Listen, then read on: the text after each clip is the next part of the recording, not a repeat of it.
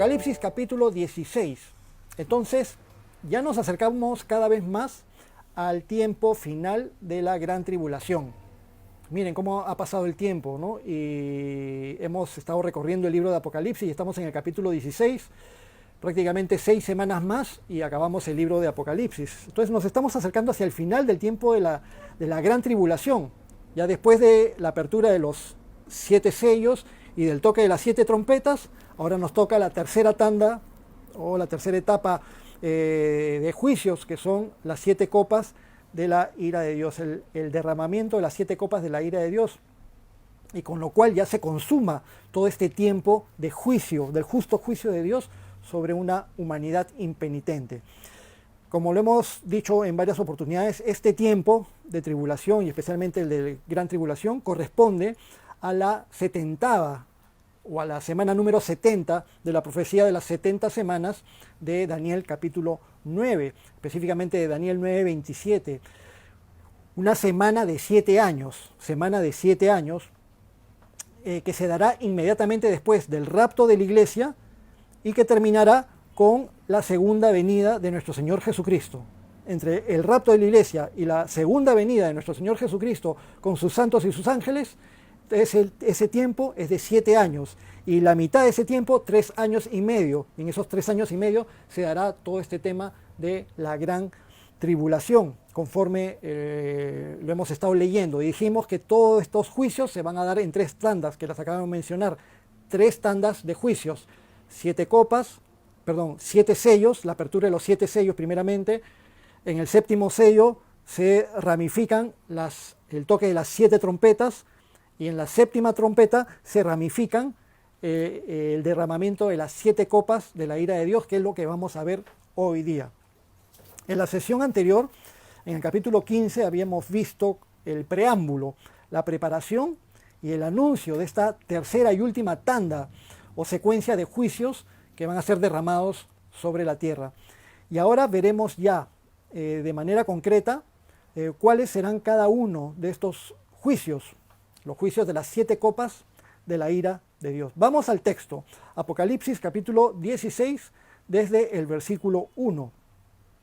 Dice: oí una gran voz que decía desde el templo a los 7 ángeles. Recuerden que en el capítulo 15, 7 ángeles en el cielo se habían dispuesto, una visión que tiene el apóstol Juan, 7 ángeles dispuestos para venir con las 7 plagas postreras, y que después uno de los 4 seres vivientes le entrega las 7 copas de la ira de Dios a estos 7 ángeles. Y ahora ya se va a dar todo este tema. Entonces, una voz que decía desde el templo a los 7 ángeles: id y derramad sobre la tierra las 7 copas de la ira de Dios. Entonces, estas 7 copas de la ira de Dios es la tercera y última tanda de juicios, y recibe este nombre, las 7 copas de la ira de Dios. Cuando estaba viendo el tema de esta enseñanza o de este estudio, y obviamente el título en forma natural del capítulo es las 7 copas de la ira de Dios, aunque en el capítulo anterior lo mencionan como las 7 plagas postreras, o las 7 copas de la ira de Dios. Pero decir las 7 copas de la ira de Dios, o el derramamiento de las 7 copas de la ira de Dios, suena como un poco fuerte. Y a veces uno podría dudar un poquito en decir, pero digo como título de un mensaje, el derramamiento de las copas de la ira de Dios. Pero lo cierto es que las copas de la ira de Dios es el nombre apropiado y correcto, porque es el derramamiento del justo juicio de un Dios santo, de un Dios que se indigna frente a la maldad, frente al pecado, frente a la perversión y a la depravación de una humanidad impenitente. Y Dios, como un Padre amoroso que se indigna en contra de algo que le hace daño a los seres humanos que ama, es que Él trata con misericordia, llamando a los seres humanos al arrepentimiento, a la reflexión. Pero cuando la humanidad se autodestruye y permanece en esta maldad multiplicada, llega un momento en que las cosas ya no dan para más. Y ahora viene lo que es justo. Un padre amoroso, si viera que su hijo se está matando con las drogas, va a tratar de hacer lo posible y va a reaccionar con una completa indignación, si es realmente un padre amoroso, con una completa indignación en contra de las drogas. O si una hija está siendo prostituida, un padre amoroso va a reaccionar con completa indignación frente a cualquier agente que pudiera causarle daño a su hija o a su hijo. Entonces, como vimos durante los capítulos anteriores, y seguiremos viendo en este capítulo también, siempre se da un firme testimonio de que Dios es justo, y lo vamos a reafirmar en un momentito. Apocalipsis 16:2, continuamos con el capítulo. Entonces, con respecto a los ángeles que tenían las 7 copas de la ira de Dios, versículo 2 dice, fue el primero y derramó su copa sobre la tierra, y vino una úlcera maligna y pestilente sobre los hombres que tenían la marca de la bestia y que adoraban su imagen. En este mismo capítulo, hoy día mismo, vamos a ver los 7 juicios, las 7 copas derramadas. Pero esta primera copa derramada, este primer juicio, es una úlcera maligna y pestilente. Me imagino que todos, de hecho todos en algún momento de nuestra vida hemos tenido heridas por una caída, una raspada.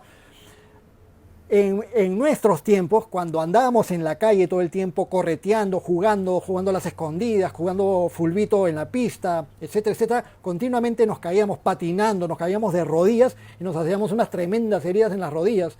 En las épocas de los patines teníamos que usar rodilleras. Entonces, cuando te hacías heridas fuertes y seguías en la calle y te embarrabas y seguías jugando fulbito y con el polvo y todo, y las heridas se te llenaban de tierra y se te infectaban, ¿qué era lo que salía después en las mismas heridas? Cuando había infección, la costra no se formaba muy fuerte, sino que se ponía, en vez de ponerse muy roja, se ponía de un color medio amarillento, medio anaranjado, y a veces sacabas un poco de la costra, apretabas la herida y salía pus. Y la pus es una reacción del organismo, ¿no? Los glóbulos blancos que van ahí a tratar de matar a las bacterias que están infectando la herida.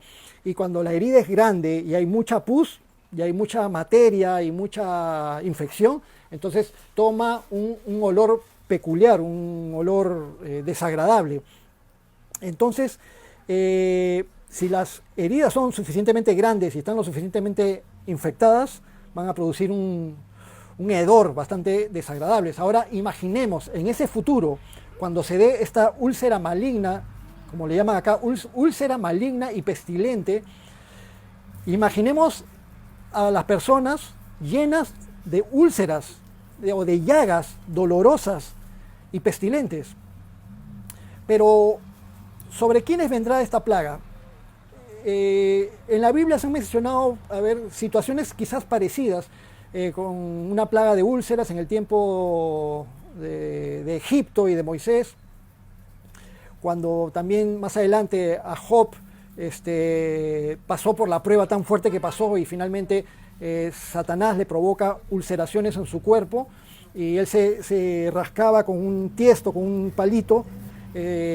También ese tipo de llagas son palabras similares a las que se utilizaban para esta plaga. Acá habla acerca de llagas dolorosas y pestilentes. Pero ¿sobre quiénes vendrá esta plaga? Como lo menciona el mismo versículo 2. Y en esto no hay coincidencia, sino que hay una clara causa-efecto en este caso. La plaga viene sobre los hombres que tenían la marca de la bestia y que adoraban su imagen. O sea, sobre aquellos que no tenían la marca de la bestia y que no adoraban su imagen, sobre ellos no venía la plaga. Obviamente que los que no se marcaran tenían que huir, o cuando los apresaban los mataban. Y eso lo vamos a comentar en un momentito. Pero la gran mayoría, el grueso de la población mundial, se va a marcar con la marca de la bestia, como ya lo hemos mencionado, porque van a creer que es una gran ventaja tecnológica, una gran ventaja en medicina, una gran ventaja en muchos sentidos, comerciales, financieros, económicos, sociales, en muchos sentidos, una gran ventaja tener la marca de la bestia y que nadie podrá comprar ni vender, sino aquellos que tengan la marca de la bestia en sus manos derechas o en su frente. Ya hemos hablado extensamente acerca de eso en el capítulo 13. Pero sobre todos aquellos que se marquen con la marca de la bestia, sobre ellos vendrá esta plaga, estas llagas dolorosas pestilentes. Entonces, de alguna manera, todos los que tengan la marca o una especie de implante sufrirán una infección generalizada que producirá llagas como consecuencia de tener la marca. Entonces, este implante, marca o la manera en que se ponga la marca de la bestia va a propiciar una reacción en el organismo, ya sea por el material que se utilice, o sea por la radiación, o sea por la razón que sea, pero la cuestión es que todos los que tengan la marca de la bestia les van a salir estas úlceras malignas y malolientes. Nunca se puede generalizar, hay que tener cuidado en no caer en situaciones de preocuparse exageradamente con temas de conspiraciones mundiales y ya conocemos acerca de personas que tienen opiniones muy radicales con respecto a temas de salud o a temas de vacunas, por ejemplo, cuando se habla de los famosos antivacunas. Hay gente que está radicalmente se opone al tema de las vacunas porque creen que todas las vacunas son un problema para la salud. Entonces, no es bueno generalizar. Es cierto que a veces se dan ciertas cosas. Doy un ejemplo. Cuando mi hijo Juan José tenía meses y recién viajamos a Huánuco, por diferentes circunstancias lo hemos tenido que llevar al hospital, allá en Huánuco, y en una de las oportunidades en que tuvo unos fuertes malestares, por indicación del médico, le pusieron una inyección de butilbromuro de iosina, también se conoce como la butilescopolamina, que en realidad, en términos más conocidos, es la famosa buscapina, el nombre comercial. Cuando le inyectaron la buscapina o la iosina, esto produjo en Juan José una muy fuerte reacción alérgica y se lo produjo de inmediato. Se empezó a llenar de ronchas rojas en los bracitos, en la pancita, en el pecho, y le subió al cuello y luego ya estaba en toda la cara. Ya se está empezando a llenar de ronchas y a inflamarse. Entonces le avisamos a la enfermera le avisó al médico, el médico de inmediato actuó de emergencia, o sea, lo habíamos llevado a emergencia, en emergencia le pusieron la buscapina y luego la emergencia era por la buscapina que le habían puesto. Y bueno, de inmediato le pusieron inyecciones de antialérgicos y corticoides, y con eso, después de un rato, cesó la reacción alérgica, cesó la inflamación, y gracias a Dios se recuperó por completo y todo terminó bien. Pero si no se hubiera actuado de inmediato, el proceso alérgico le hubiera podido causar asfixia y en ciertos casos, en algunas personas se les ha ocasionado incluso la muerte, un proceso de alergia muy fuerte. Pero a diferencia de la reacción que ciertos medicamentos pueden producir en algunos individuos, por eso digo que no hay que generalizar, de todo lo que se haga de un medicamento como la buscapina, que puede causar alergia en algunas personas, igual las vacunas pueden causar procesos de rechazo en un porcentaje, no sé decir, en 4 personas de cada 1000, depende de qué vacuna, qué componentes y sobre todo los químicos conservantes o a veces los minerales conservantes que ponen en algunas vacunas tienen efectos bastante nocivos en la salud de unas cuantas personas. Y por eso es que se forman estos movimientos, muchas veces movimientos antivacunas.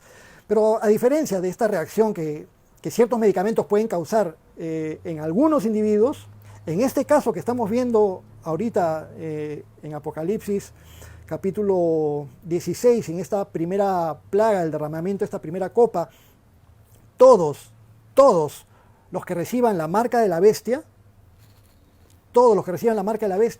van a desarrollar estas úlceras putrefactas y hediondas. Entonces, y aunque esto pudiera ser una reacción del organismo al implante o a la marca, el texto y el contexto nos dicen claramente que se trata de un juicio procedente de Dios sobre los hombres. Entonces no es un hecho fortuito, es algo que sucede porque debe suceder, es un juicio derramado por Dios, no es fortuito ni casual. Circunstancias muy dolorosas y muy difíciles van a suceder acá en el planeta Tierra en un tiempo no muy lejano, pero recuerden, La iglesia no va a estar acá cuando suceda eso. Nosotros vamos a haber sido llevados por el Señor. Versículo 3, Apocalipsis 16, 3. El segundo ángel derramó su copa sobre el mar, y éste se convirtió en sangre, como de muerto, y murió todo ser vivo que había en el mar. Solo como un ejemplo hago mención de lo siguiente. En muchas oportunidades, algunos de ustedes deben de haber sido testigos también, sobre todo los que viven en casas de playa o en puertos, en el norte, en el sur o en otros lugares del mundo. En muchas oportunidades, en diferentes lugares, o sobre todo partes costeras del mundo, se han dado proliferaciones de ciertos tipos de algas durante un tiempo. Y algunas de estas proliferaciones de algas de un tono rojizo, y de ahí salía esta expresión popular de que hay marea roja. Y esta marea roja habla en forma genérica y puede ser nociva como puede ser no nociva, pero cuando prolifera de manera demasiado exagerada y muy fuerte, y sobre todo cuando las algas o microorganismos son aquellos que desarrollan cierto tipo de toxinas y se desarrollan de manera desproporcionada en determinada región del mar, esto produce la muerte de muchos seres acuáticos. A veces no solamente por las toxinas, sino que llenan toda la superficie, todo el volumen del agua de la zona donde han proliferado este tipo de algas o este tipo de organismos, y absorben de manera exagerada todo el oxígeno que había en el agua, y eso también produce la muerte de muchos peces y de muchos animales o de muchas especies marítimas. Un caso muy sonado se dio en las costas de Florida desde el año 2017, pero recrudeció especialmente en agosto del año 2018, con la muerte de muchas especies marinas, incluidos manatíes, tortugas marinas, aparte de muchísimos peces, además de afectar a los seres humanos también con reacciones alérgicas. Entonces, si ustedes tienen curiosidad, pueden digitar en Google y poner marea roja y ver en diferentes lugares del mundo cuando ha sucedido. Ahora, no estoy diciendo que esta plaga mencionada aquí sea especialmente una marea roja, pero estoy poniendo como un ejemplo de cuando sucede algo así que causa la muerte de muchas especies, de muchos animales, y causa efectos también en los seres humanos. Sin embargo, cuando habíamos hecho el estudio del toque de las 7 trompetas, en Apocalipsis capítulo 8, cuando se tocó la segunda trompeta, se menciona que una gran montaña de fuego ardiendo cayó en el mar. Y en esa oportunidad hablamos de que quizás se tratara de un meteorito. Y que por causa de una tercera parte del mar se convirtió en sangre y murió una tercera parte de los seres vivos. Imagínense, una tercera parte de todos los seres vivos de las aguas del mar murieron en ese tiempo del toque de la segunda trompeta, cuando cayó esta montaña, meteorito o asteroide al mar. Pero en esta oportunidad es peor. Ahora, en el derramamiento de la segunda copa de la ira de Dios, ya hacia el final de la gran tribulación, se nos menciona que por causa de esto, el agua del mar se convirtió en sangre como de muerto. Sangre como de muerto, es una sangre espesa, también pestilente, y murió todo ser vivo que había en el mar. Entonces imagínense el panorama. Todo ser vivo en todas las aguas de todos los océanos murieron. Entonces, con este aspecto lóbrego, espeso, con todos los seres acuáticos muertos en el mar, pudriéndose, descomponiéndose en el mar, imagínense, todo esto va a ser como una gran cloaca generalizada. El hedor, imagínense el hedor en todas las ciudades costeras, ciudades como la ciudad de Lima, que está al borde del mar, pero no solo eso, sino que varios kilómetros hacia adentro, con la evaporación y todo, se va a sentir el olor varios kilómetros a la redonda, y va a ser un olor insoportable, aparte de los perjuicios en todo sentido, económicos y a la salubridad que se van a dar con esta muerte generalizada en las aguas del mar. Vamos al versículo 4, al derramamiento de la tercera copa.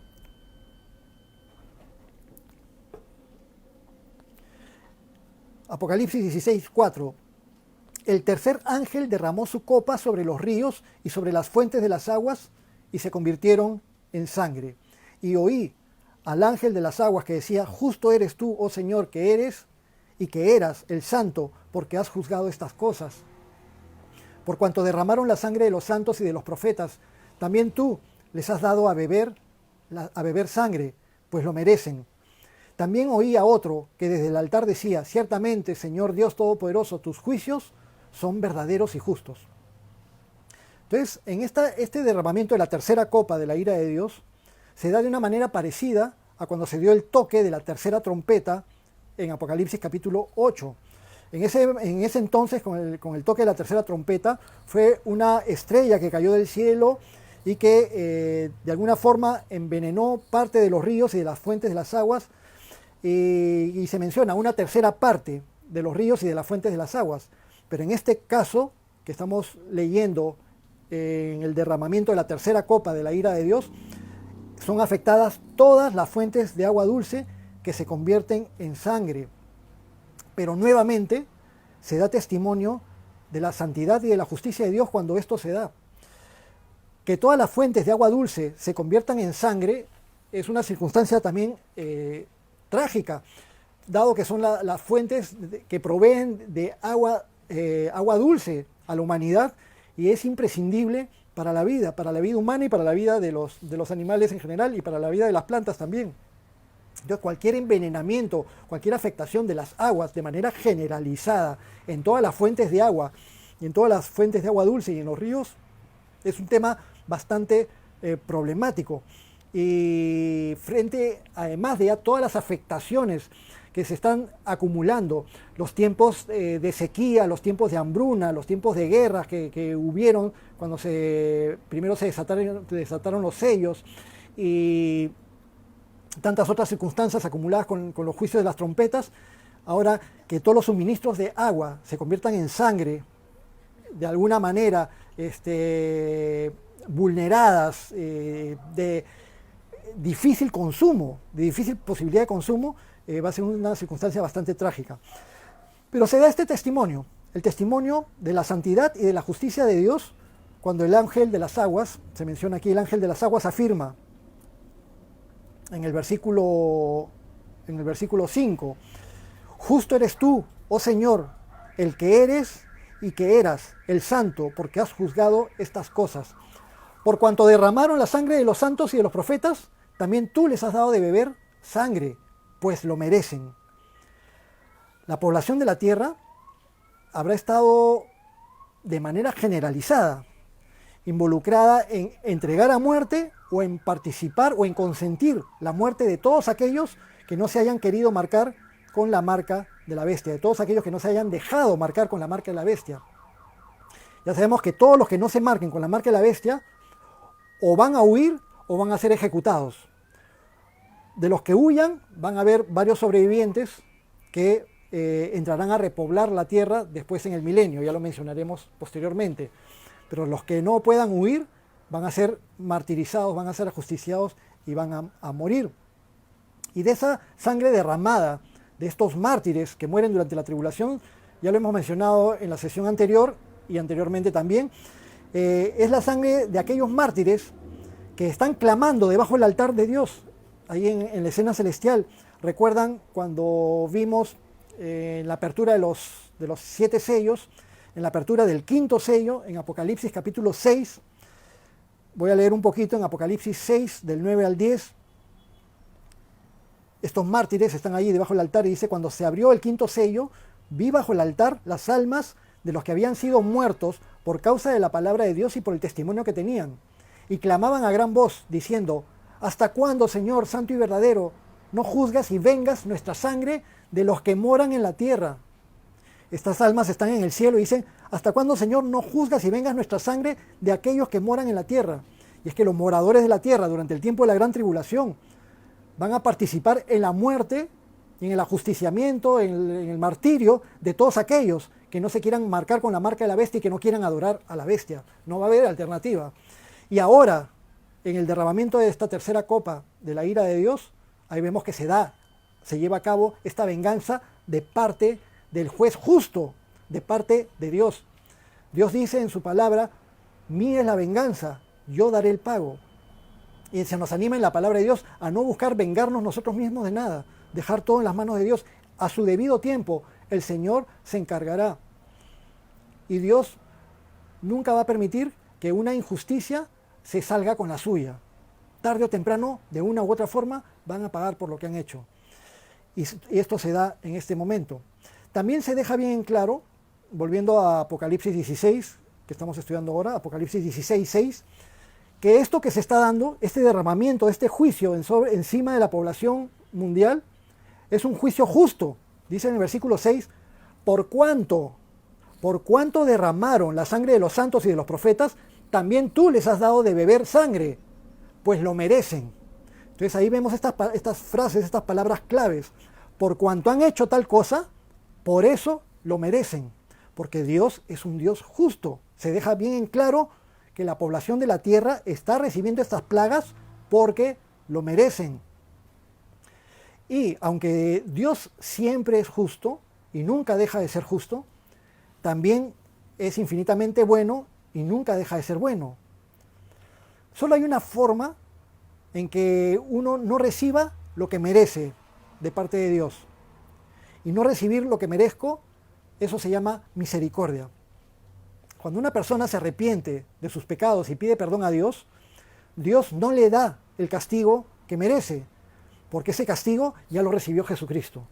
Cuando una persona se arrepiente de corazón de sus pecados y le pide perdón a Dios, ya no recibe el castigo que merece, porque ese castigo lo recibió Jesucristo en la cruz. ¿Y porque ese castigo alguien lo tenía que recibir? Porque Dios es un Dios justo y no se puede quedar sin pago, porque la paga del pecado es muerte, y por cuanto todos pecaron, están destituidos de la gloria de Dios. Mas Dios muestra su amor por nosotros en que, siendo aún pecadores, Cristo murió por nosotros. Pero cuando una persona no se arrepiente y no pide perdón, entonces recibe lo que merece. Y la Biblia enseña que por causa del pecado todos merecemos la ira de Dios. Entonces otro ángel le contesta al primer ángel y da testimonio de lo mismo. En el versículo 7 también oía otro que desde el altar decía: ciertamente, Señor Dios Todopoderoso, tus juicios son verdaderos y justos. Quizás puedan haber muchas cosas que yo no pueda entender o que yo no sepa explicar, pero yo le creo a la palabra de Dios cuando dice algo con respecto a Dios. Y si hay una cosa que no puedo entender, lo que sí puedo entender es que siempre Dios es justo, que siempre Dios es verdadero y que siempre es amoroso y misericordioso también. Continuemos con el cuarto ángel y con el derramamiento de la cuarta copa de la ira de Dios. Algo tremendo se viene sobre el planeta Tierra. Y algunas de esas cosas tremendas, como especie de anticipos, ya las estamos viendo incluso en nuestros tiempos. Apocalipsis 16, 8 dice: el cuarto ángel derramó su copa sobre el sol, al cual fue dado quemar a los hombres con fuego. Y los hombres se quemaron con el gran calor y blasfemaron el nombre de Dios, que tiene poder sobre estas plagas, y no se arrepintieron para darle gloria. Entonces esta cuarta plaga o esta cuarta copa de la ira de Dios afecta al sol. Fue derramada sobre el sol y al sol le fue dado quemar a los hombres con fuego. ¿De qué manera? No se nos dice específicamente de qué manera, pero nosotros lo podemos intuir por lo que sucede en la actualidad. De hecho, la radiación solar en nuestros tiempos no es igual a la radiación solar de hace 50 o de hace 40 años atrás. Los que son cincuenteros, igual que yo, o sesenteros o cuarenteros, no sé. Pero yo recuerdo que en los años 70 y en los años 80, cuando iba a la playa, iba a lo bruto. No llevaba sombrilla, no llevaba bloqueador, iba nomás a la playa, me tiraba en la arena, a veces no llevaba ni toalla, y me tiraba en la arena a lo crudo, y llegaba a mi casa chicharrado, ¿no? De pies a cabeza. Obviamente que en ese tiempo tenía una abundante cabellera, que en el verano se me ponía casi rubia por efectos del agua del mar, aunque no era tablista, pero sí era playero. Pero no llevabas bloqueador ni nada, te daba una erisipela fuerte, pero a poco tiempo volvías a la playa y volvías a la playa y volvías a la playa, y después de una fuerte erisipela te pelabas, te volvías a poner rojo, luego te empezabas a broncear y te bronceabas de manera natural. Y es más, la gente en las playas, las chicas, los chicos, todos se tiraban a solearse sin sombrillas, muchos sin bloqueador. a solearse un rato por un lado, un rato por el otro, un rato por el otro, un rato por el otro, y así estamos como friéndonos en una sartén. Y todos crecimos en esta generación en los años 70, en los años 80, sin mucho temor ni mucha precaución sobre el tema de la radiación solar. Eso es impensable actualmente en nuestros días, porque nosotros sentimos en carne propia que el sol de ahora no quema igual que el sol de hace 50 años atrás, o que el sol de hace 40 años atrás. No quema igual. Tú sales en tu auto en pleno verano. Acá en Lima se siente fuerte, pero en provincias, en zonas altas de provincias, en lugares que son 2.000, 2.500 o 3.000 metros de altitud, donde hay menos atmósfera, tú estás en carro, pones tu brazo en la ventana y te cae el sol en ese brazo y literalmente sientes que te arde y te quema y tienes que sacar el brazo porque no aguantas. Y por eso que venden para los taxistas, venden unas mangas que se ponen así nomás encima y que es especial para andar taxiando en verano. El sol no es igual. Aunque en términos reales, al menos lo que han tratado de medir los científicos, solamente ha habido un 0.25%, 0.25, no 25%, sino 0.25% de aumento de la radiación solar en los últimos 50 años. Para hacer 50 años diríamos que eso no es mucho, pero si lo sigues multiplicando por más años y más años y más años, parecería que la tendencia es siempre aumentar. Pero algo que sí es más grave es la disminución de la capa de ozono, lo cual también se vislumbró cuando se hizo un gran forado en el lado del Polo Sur, y la capa en general, la capa de ozono alrededor de la Tierra, que es una capa de la atmósfera con este gas ozono, que es O3, 3 átomos de oxígeno, que forman una capa protectora de los rayos nocivos, de los rayos ultravioletas. Cuando esta capa se disminuye, se adelgaza, entonces pasa mayor cantidad la radiación que es negativa, y eso sí está preocupando a todos los países a nivel mundial, y hay países que tienen una mayor afectación que otros, sobre todo los que están más pegados hacia el Polo Sur. Pero lo curioso es que Perú tiene uno de los mayores índices de radiación solar a nivel mundial. Parece que fuéramos premiados, como está sucediendo actualmente con la enfermedad del COVID. Somos el país con la peor gestión anti-COVID a nivel mundial, lo cual nos hace tristemente y célebremente famosos y conocidos a nivel mundial. Se nos menciona en España, se nos menciona en Estados Unidos, pero en el sentido negativo. Lo mismo sucede con la capa de ozono. ¿No será momento para que nos arrepintamos profundamente en el Perú y clamemos a nuestro Dios? Y los que hemos depositado nuestra esperanza en el Creador, que hagamos todo lo que esté de nuestra parte para expandir el Evangelio y que más personas se arrepientan y que más personas se arrepientan, y que si muchas personas se arrepienten y claman a Dios, Dios no podría bendecir nuestra tierra. Bueno, ¿qué se dará en el futuro cuando suceda esto, cuando se derrame la cuarta copa y el sol tenga esta facultad de quemar a los hombres con fuego, de tal manera que los hombres se queman con el gran calor y que blasfeman en contra de Dios? ¿Qué sucederá? De repente se dará una disminución dramática de la capa de ozono, o de repente un cambio dramático en la distancia de la Tierra al Sol. La Tierra tiene una posición con respecto al Sol. La Tierra no puede estar más lejos porque nos congelamos absolutamente todos. Se congela la vida de la Tierra. Y la Tierra tampoco puede estar más cerca del Sol porque nos achicharramos todos. Se quema la Tierra. La Tierra está en el lugar preciso.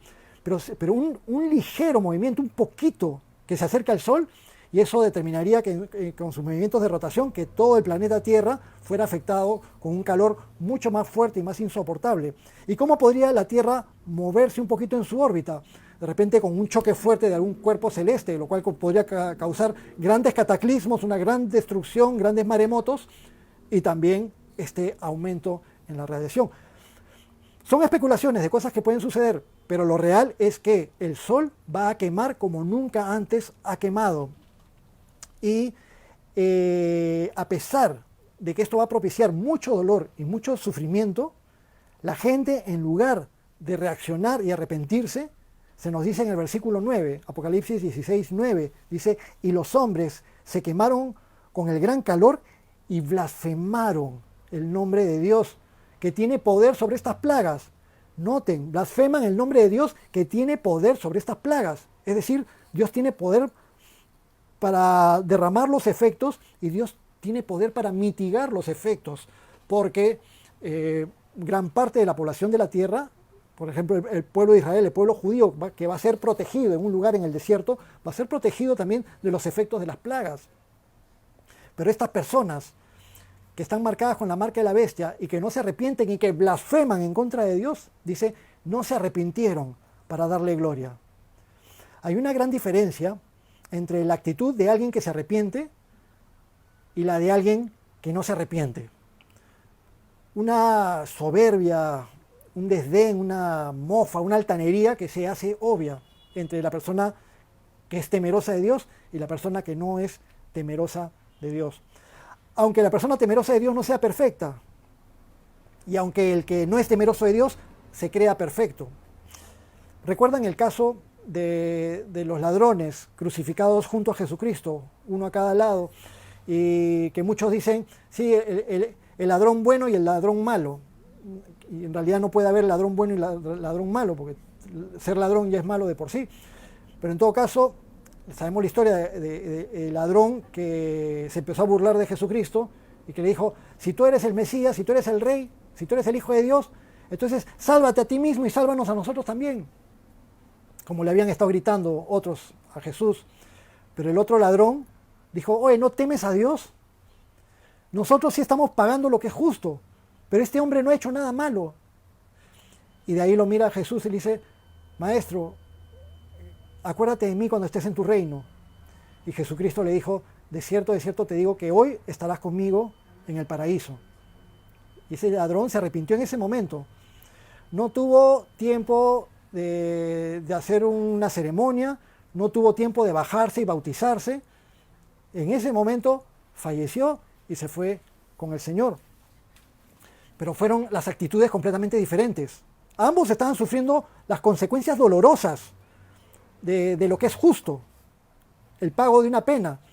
Pero uno se arrepintió, mientras que el otro no se arrepintió para darle gloria a Dios. Una persona temerosa de Dios, frente a un desastre o una catástrofe o a una circunstancia difícil, reconoce su pecado ante Dios, o si es que no ha pecado, reconoce su limitada capacidad para entender por qué suceden algunas cosas, pero nunca despotrica en contra de Dios, nunca blasfema en contra de Dios. El profeta Daniel, cuando fue llevado cautivo a Babilonia junto con todos los judíos que fueron llevados en el cautiverio, Daniel, siendo un jovencito, un muchachito, sufrió muchísimo por ese cautiverio. Y en la Biblia, en el Antiguo Testamento, se menciona a Daniel como una persona santa, una persona justa, a la que Dios vio como los tres más justos que han habido. Noé, Job y Daniel.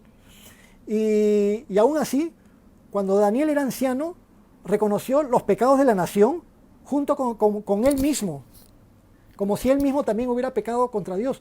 Pero a pesar de que Daniel sufrió mucho por el cautiverio, porque incluso se entiende que él, como un príncipe de Judá, y al haber vivido en el palacio para servir a Nabucodonosor, de hecho lo han tenido que hacer un eunuco, entonces, y que nunca se haya casado ni nunca haya tenido descendencia.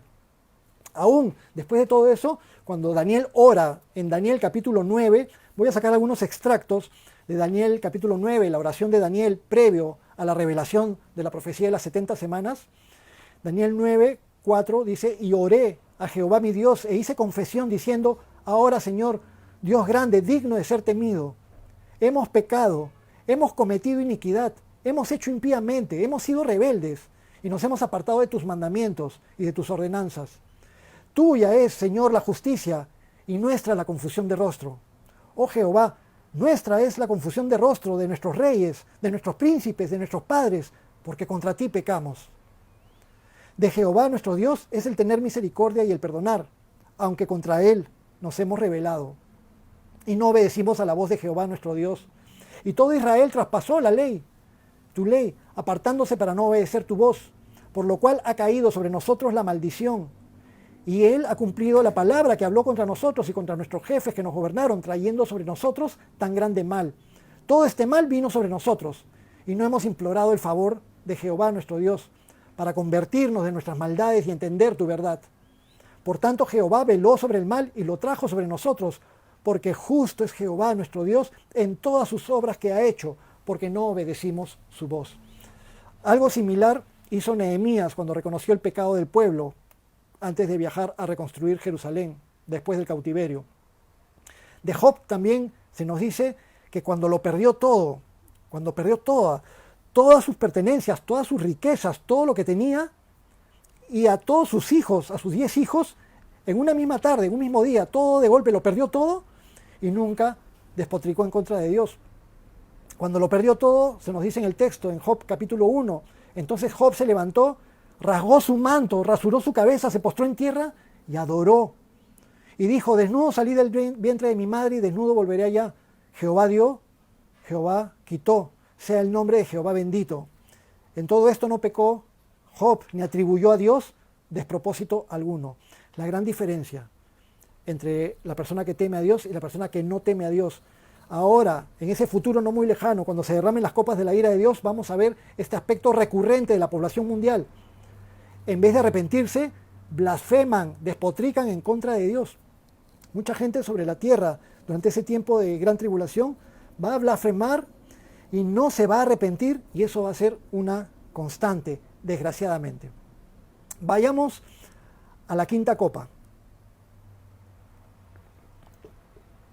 Apocalipsis capítulo 16, versículo 10. El quinto ángel derramó su copa sobre el trono de la bestia, y su reino se cubrió de tinieblas, y mordían de dolor sus lenguas, y blasfemaron contra el Dios del cielo por sus dolores y por sus úlceras, y no se arrepintieron de sus obras. Después de sufrir con la radiación solar, de alguna manera el cielo se oscurecerá, ya sea por nubes de origen volcánico o por el desastre atmosférico propiciado por los meteoritos o cometas o los cataclismos, diferentes circunstancias, pero la cuestión es que va a haber un tiempo de tinieblas. Y esta plaga de tinieblas, junto con la plaga anterior del agua convertida en sangre, nos hace pensar en las plagas de Egipto y en la terquedad de Faraón, la obstinación de Faraón, pero ahora estamos hablando de plagas de manera generalizada a nivel mundial y de la obstinación también generalizada a nivel mundial. El texto nos sigue dando testimonio de que cuando estas cosas sucedan, la gran mayoría de la población mundial no se va a arrepentir, sino que por el contrario van a insistir en blasfemar en contra de Dios. Dice el versículo 11, y blasfemaron contra el Dios del cielo por sus dolores y por sus úlceras. Es decir, no solamente por la plaga de las tinieblas, sino también por los dolores de las úlceras infligidas con la primera copa y todas las demás cosas que han estado ocurriendo en el planeta Tierra durante todo el tiempo de la tribulación y más durante el tiempo de la gran tribulación especialmente. E insisten en blasfemar en contra de Dios. Versículo 12, la sexta copa. Apocalipsis 16, 12. El sexto ángel derramó su copa sobre el gran río Éufrates, y el agua de éste se secó para que estuviese preparado el camino a los reyes del oriente. El río Éufrates está situado en el Medio Oriente, en la zona de Mesopotamia, al norte del Golfo Pérsico. Recuerdan hace unos años atrás cuando fue la guerra del Golfo, y ahí estaba Kuwait, y encima de Kuwait Irak, y al costado de Irak Irán, y ahí discurren estos ríos, el Éufrates y el Tigris, que son dos ríos principales, incluso mencionados desde el libro de Génesis, los ríos que salen del huerto del Edén, un río que se va en 4 ramas, y mencionan con otro nombre al río Tigris, como Hidekel, y mencionan al río Éufrates, un río importante que nace a la altura del monte Ararat. ¿Recuerdan donde Noé encalló con el arca?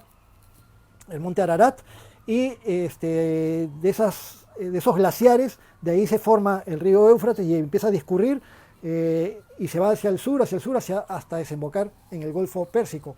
Entonces marca como una separación entre el Medio Oriente y el Lejano Oriente. Y se nos dice que el sexto ángel derramó su copa sobre el gran río Éufrates, y el agua de este se secó para que estuviese preparado el camino a los reyes del Oriente. Y los reyes del Oriente podría ser una coalición de gobernantes orientales encabezados principalmente por China, gobernantes que no están dispuestos a someterse más a los designios del anticristo, de la bestia. Y aunque estos reyes de Oriente no son para nada temerosos de Dios, simplemente siguen los designios de Dios conforme se derrama esta copa, de dirigirse, se les allana el camino, se secan las aguas del río Éufrates, y por ahí van a venir los ejércitos de estos reyes de Oriente para dirigirse hacia su propia destrucción, como vamos a ver a continuación. En Daniel capítulo 11, cuando se habla acerca de los reyes que vinieron como consecuencia de la desmembración de lo que era el imperio griego, cuando hablamos de los imperios mundiales antiguos, estuvo el imperio babilónico, luego el imperio medo-persa, y después el imperio medo-persa fue conquistado por los griegos con Alejandro Magno.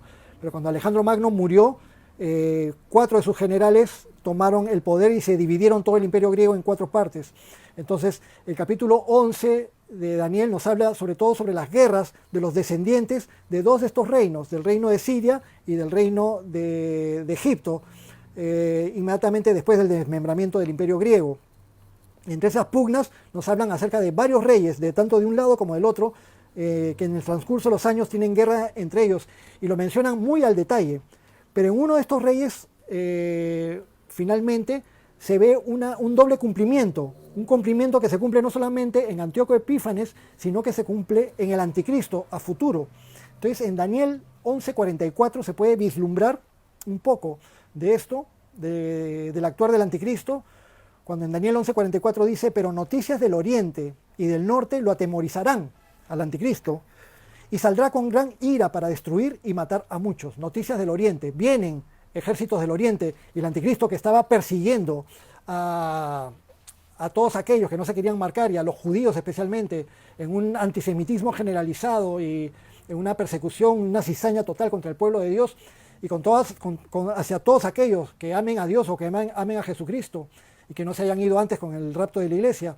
Entonces el anticristo, en esta vorágine, en este afanamiento en perseguir a los judíos, hay un momento en que se distrae porque vienen los reyes de Oriente. Entonces empieza a juntar a todos sus ejércitos. Continuamos, Apocalipsis, volvamos a Apocalipsis, capítulo 16, versículo 13. Y dice, como continuación de esta plaga derramada sobre el río Éufrates: y vi salir de la boca del dragón, y de la boca de la bestia, y de la boca del falso profeta, 3 espíritus inmundos, a manera de ranas, pues son espíritus de demonios, que hacen señales, y van a los reyes de la tierra en todo el mundo, para reunirlos a la batalla de aquel gran día del Dios Todopoderoso. Entonces, en este versículo 13 que acabamos de leer, podemos ver a la triada diabólica, esta mala imitación de la Trinidad, de la Santa Trinidad de nuestro Dios, Padre, Hijo y Espíritu Santo. El diablo va a querer tener su propia triada, el dragón con el anticristo y con el falso profeta.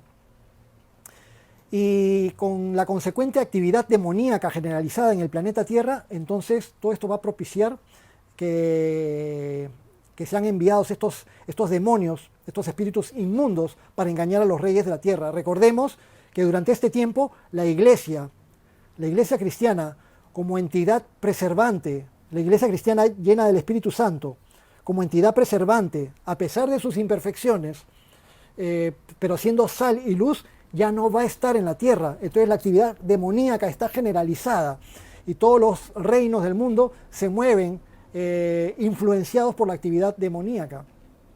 Y de hecho sucede así.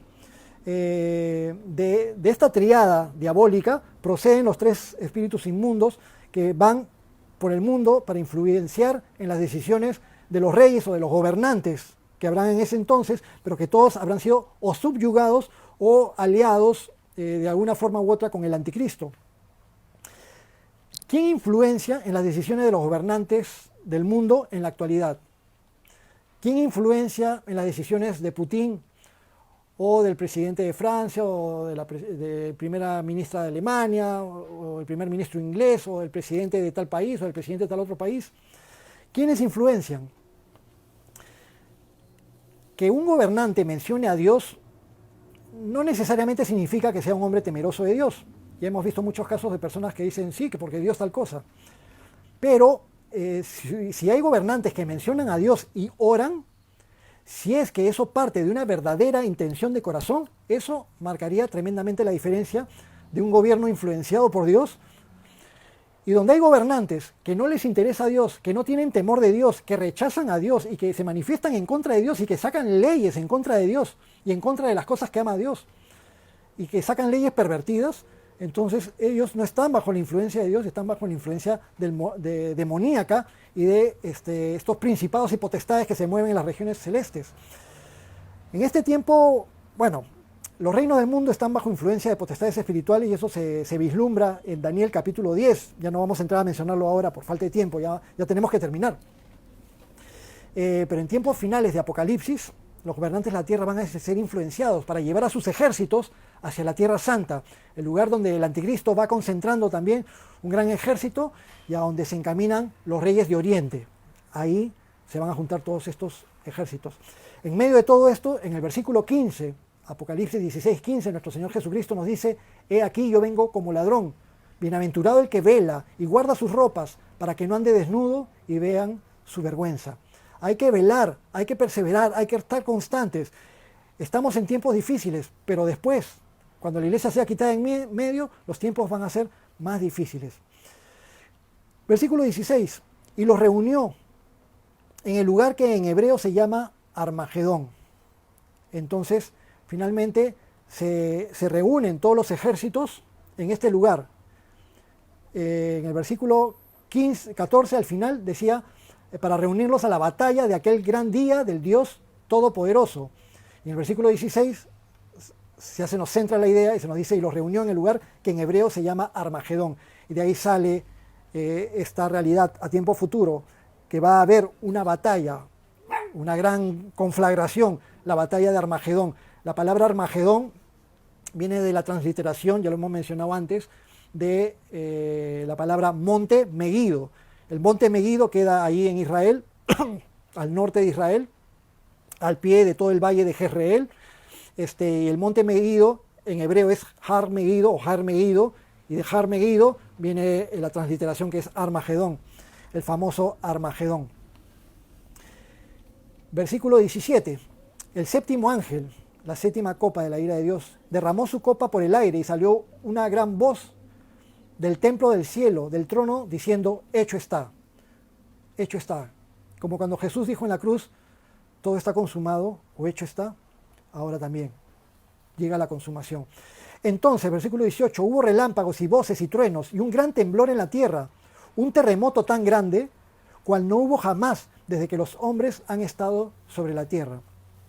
Mencionamos anteriormente cuando se dio un gran terremoto al final en el sexto sello y después con las trompetas, y mencionamos que a nivel mundial han habido muchos terremotos de diferentes intensidades y con el paso de los tiempos aumenta la frecuencia de terremotos y aumenta en la intensidad. El terremoto más fuerte que ha habido ha sido el terremoto en Valdivia, en Chile, pero no ha sido el más desastroso. Más desastroso fue el terremoto del año 70 en el Perú por la cantidad de miles de muertos que causó. Pero ese terremoto que va a haber cuando se derrame la séptima copa de la ira de Dios va a ser un terremoto tan fuerte que dice, cual no hubo jamás desde que los hombres han estado sobre la tierra. Así que es imposible imaginar algo tan fuerte. Y la gran ciudad, versículo 19, fue dividida en 3 partes. Y las ciudades de las naciones cayeron. Cuando dice la gran ciudad fue dividida en 3 partes, se refiere a la ciudad de Jerusalén. Va a ser transformada, porque no solamente va a haber un gran terremoto, sino que después de la batalla, antes de la batalla de Armagedón, va a llegar nuestro Señor Jesucristo y en la segunda venida de Cristo, cuando ponga sus pies sobre el monte de los olivos, el monte se va a partir por el medio, va a salir un manantial de agua y toda la geografía mundial va a ser transformada. Entonces dice, continuando el versículo 19, y las ciudades de las naciones cayeron.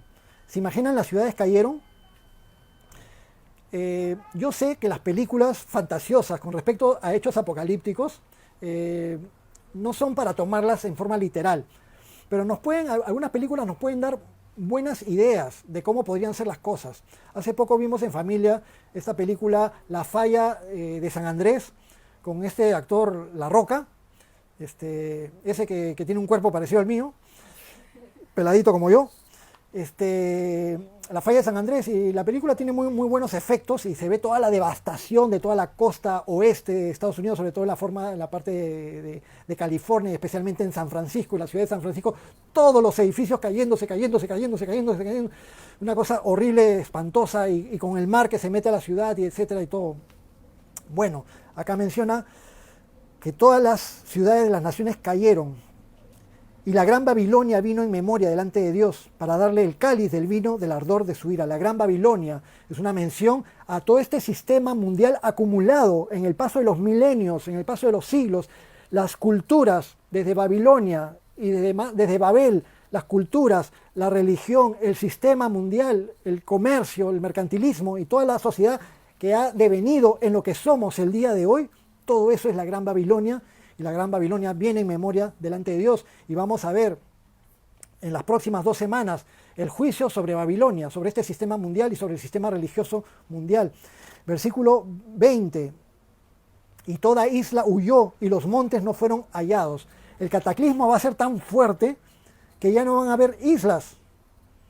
Y va a ser tan fuerte que los montes, de hecho, la formación actual de las cordilleras es por causa de eventos cataclísmicos. Muy probablemente en el tiempo del diluvio, si cayó un meteorito sobre la Tierra y aplastó la corteza terrestre y rompió la capa de agua, cayó agua de arriba y se levantaron manantiales de agua hacia abajo y se empujaron las placas de tierra unas hacia otras, y al empujarse se formaron las cadenas montañosas en diferentes partes del mundo.